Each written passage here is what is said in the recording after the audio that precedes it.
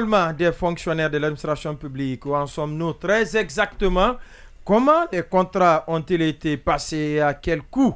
En milieu de semaine dernière, on vous l'a d'ailleurs annoncé qu'on allait revenir là-dessus.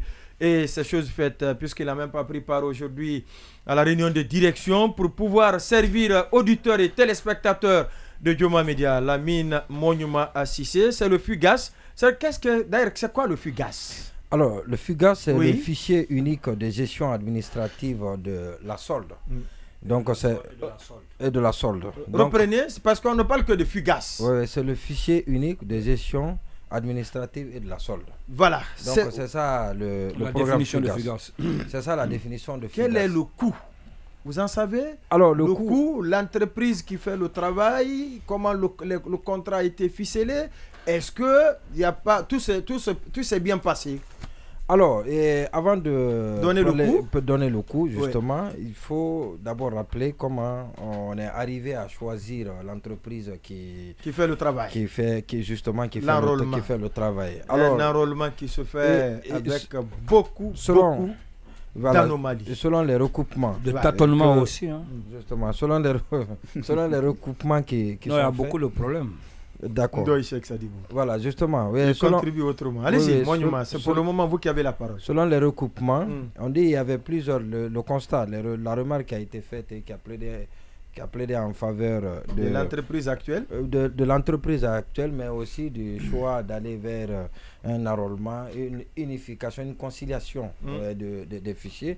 Parce qu'il y a le fichier, comme je l'ai dit tout à l'heure, fichier solde, fichier fonction publique, au budget, caisse nationale de la sécurité sociale, caisse de prévoyance, voilà, ça, plusieurs fichiers. Oui, des perditions, du fait de la corruption. Et donc, c'était un laisser-aller et tout était permis. Voilà, donc tout était permis. Alors, ils ont été, le fichier, on dit qu'il y avait plusieurs plateformes de gestion des soldes et du fichier.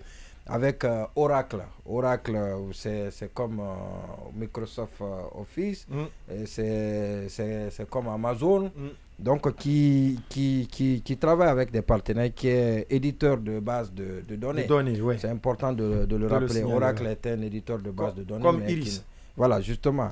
Alors, il a été, oui, mais au-delà, il y a Iris, non seulement base de données, mais Iris est aussi un rôle. Iris un rôle. Oui. Voilà, donc, mais au Sénégal, c'est l'Iris qui fait tout quasiment. Alors, Oracle a des partenaires, 5 partenaires avec lesquels Oracle travaille, collabore. Et que selon ce qu'on m'a dit au département, qu'il ne fallait pas trouver ailleurs, et parce que c'est eux qui travaillent sur les bases de données de Oracle. Et donc, le département a notifié à ces 5 partenaires de Oracle de vouloir collaborer, de la sollicitation de travailler avec ces partenaires. Et donc, il y a un appel, il y a une entente directe qui a été sollicitée. Et parmi les 5, il n'y a que 3 qui ont postulé.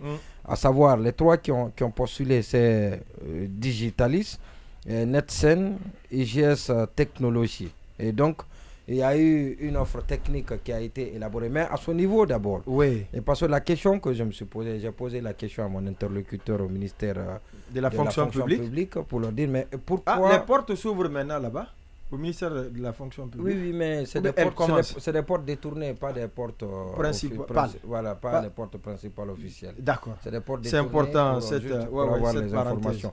Mais c'est le ministre qui est fermé là-bas. Sinon, tous les autres cadres sont ouverts. Il n'y a que le ministre qui plane en pesanteur. Puisqu'on doit toujours se référer avant de parler, ça sous-entend que le département est cadenassé. C'est le ministre refuse de parler. C'est malheureusement le problème. Oui. Alors, donc, il y a eu, je disais que j'ai demandé, est-ce qu'il fallait forcément réduire à ces 5 partenaires de Oracle l'entente directe qui devrait déboucher, qui a débouché sur le recrutement d'un partenaire. Alors, on m'a dit oui, parce que c'est les bases de données de ces partenaires-là qui sont intégrés, avec lesquels Oracle travaille. Mais on m'a dit par ailleurs qu'il y a Oracle, les bases de données sont intégrables. Donc, on peut trouver ailleurs. Interopérable, voilà. Donc, il n'est pas forcément dit que ce sont ces partenaires-là exclusivement qui qui sont les mieux placés pour faire ce travail. Donc on pourrait chercher ailleurs, on pourrait élargir. Alors on pourrait faire un appel d'offres ouvert à tout le monde. Mais on ne l'a pas fait. Cela n'a pas été fait. On a préféré une entente directe. Ça c'est important, cette précision elle est importante. Le CNRD, les contrats, c'est toujours entente directe. Donc il y a a été inversée. Voilà, donc il y a une offre technique qui a été faite par les trois désormais. Parmi les 5, il y a 3 qui ont postulé, comme je l'ai dit tout à l'heure. Donc un avis de non-objection a été élaboré par les marchés publics pour les offres techniques, comme pour dire que les marchés publics n'ont pas d'objection à faire sur les offres techniques. Et maintenant, quant à l'offre financière, alors il y a eu des informations, ça varie, mais selon une source au ministère de la fonction publique, on me dit que les offres financières varient pour les 3, varient de 78 milliards à 69 milliards. Donc de 78 à 69 milliards. 78, donc de 69 à 78 par ordre croissant. Alors oui, justement, par ordre croissant. Alors Digitalis serait... qui a été retenu aurait fait la meilleure offre, a proposé 69, a fait une offre de 69 milliards 431 millions 650 697 francs. Digitalis. Voilà, TTC, toutes taxes confondues. Et le second, c'était Netsen Group, qui a fait une offre de 78 milliards 902 millions 759 403. Maintenant, par ailleurs, on me dit, selon une autre source, c'est important de donner tous les chiffres de toutes les sources. Absolument, c'est important. Il reviendra aux auditeurs et téléspectateurs selon une autre source, on m'a dit que les offres variaient. Les offres variaient entre 280 milliards, 250 milliards et 69 milliards. Et donc, ça, c'est une autre source, mais la source provenant du ministère de la fonction publique... C'est de 69 à 78. C'est de 69 à 78 milliards. Alors, donc, à date, 69, oui, allez-y. Ces 69 milliards-là auraient été renégociés à la primature.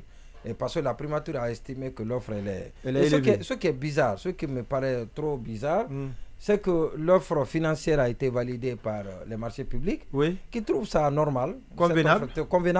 Mais c'est à la primature où il n'y a pas de technicien en la matière pour apprécier une offre technique, parce que ce n'est pas leur travail. C'est la primature qui dit non, c'est trop, et qui a négocié directement avec... Elle est parvenue? Elle était parvenue? Oui, bien sûr, elle est parvenue à avoir un rabais de 10 milliards.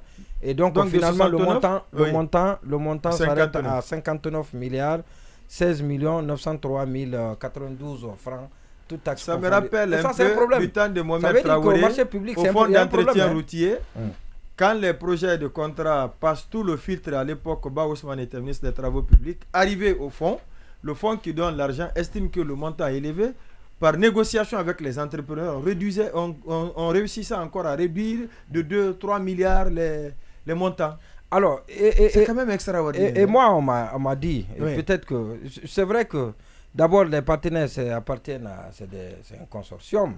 Donc, qui ont fait des offres. 69, on se retrouve à 59. L'entreprise a accepté cela. Oui, mais bien sûr, l'entreprise avec les 69 milliards. De 59. Et d'ailleurs, selon nos informations, il y a plus de 20 milliards qui ont déjà été payés à l'entreprise Digitalis. Si la société a accepté, c'est qu'elle cachait quand même... Non, pas qu'elle, tous ceux qui sont intervenus sur la chaîne. Il fallait les mettre aux arrêts et les placer en mandat sous mandat de dépôt. Parce qu'ils ont trahi la République. Et félicitations à la primature, même si ce n'est pas son travail. Et d'ailleurs, ça doit être le travail de la primature parce qu'il y a une équipe technique. Le Premier ministre s'entoure des conseillers.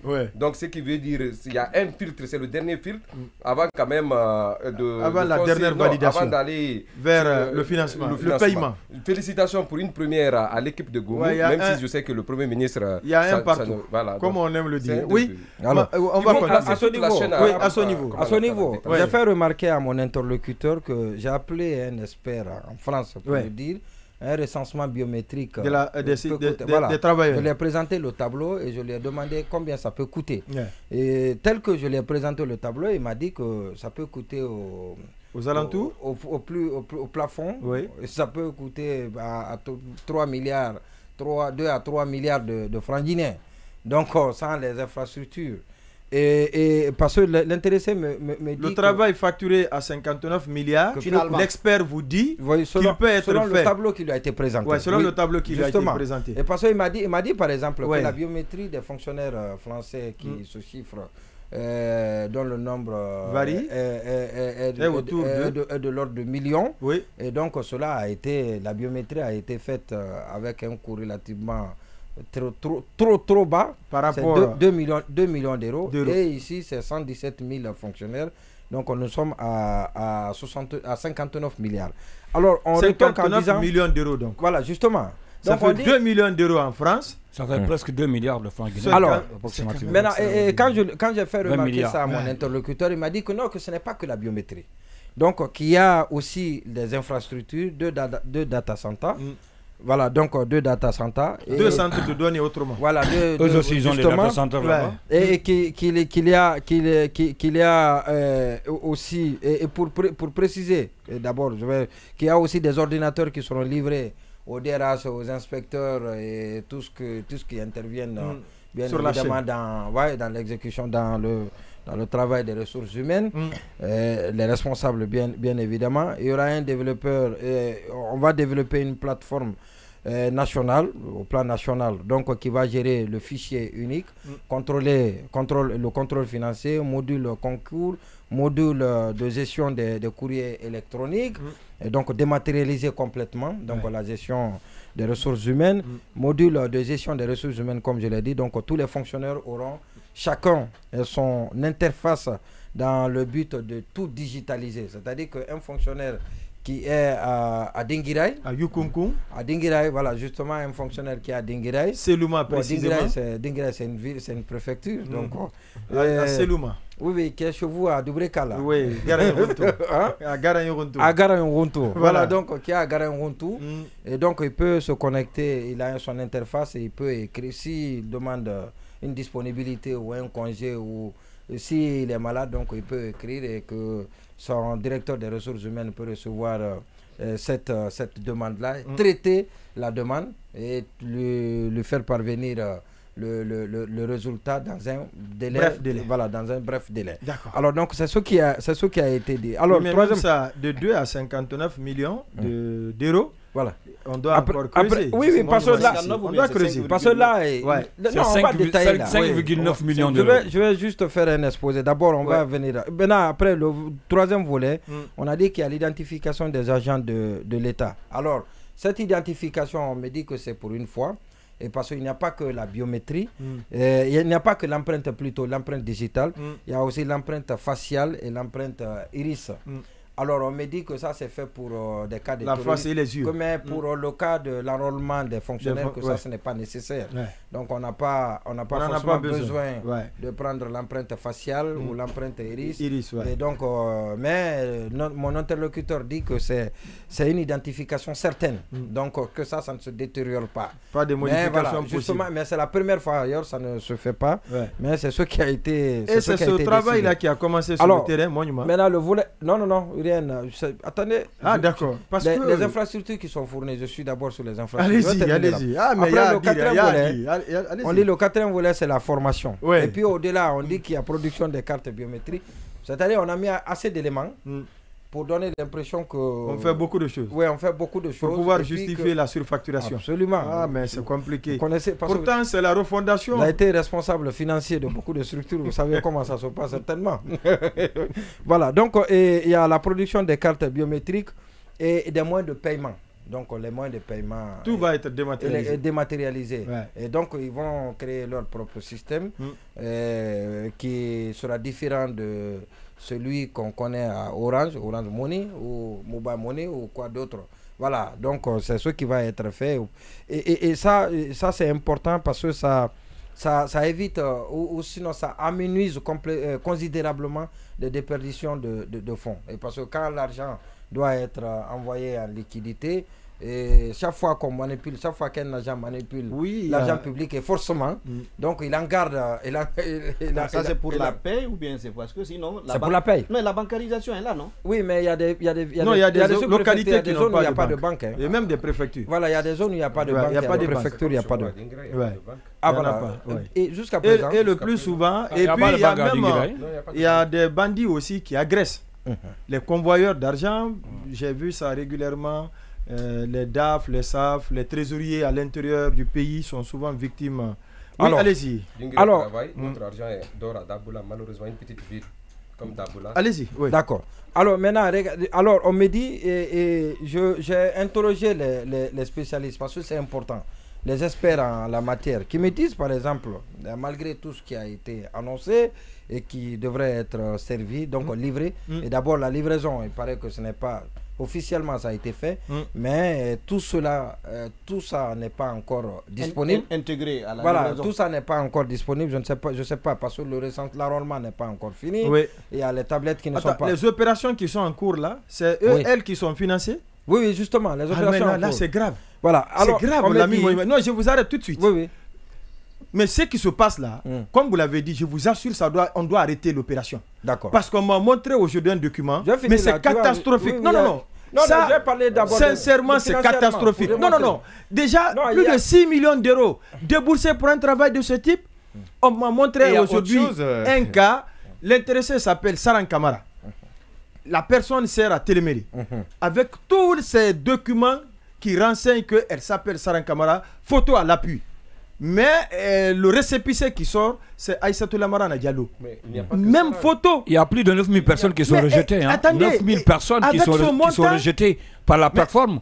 Quel va être le devenir de ces personnes-là? Quand j'ai vu ça, j'étais ulcéré. C'est énorme, 9000 personnes rejetées. C'est quand même extraordinaire. Donc, je ne sais pas si l'opération a commencé avec Digitalis. Si c'est ce qu'on appelle fugace, on est très mal. Est-ce que ceci, on leur donnera une chance?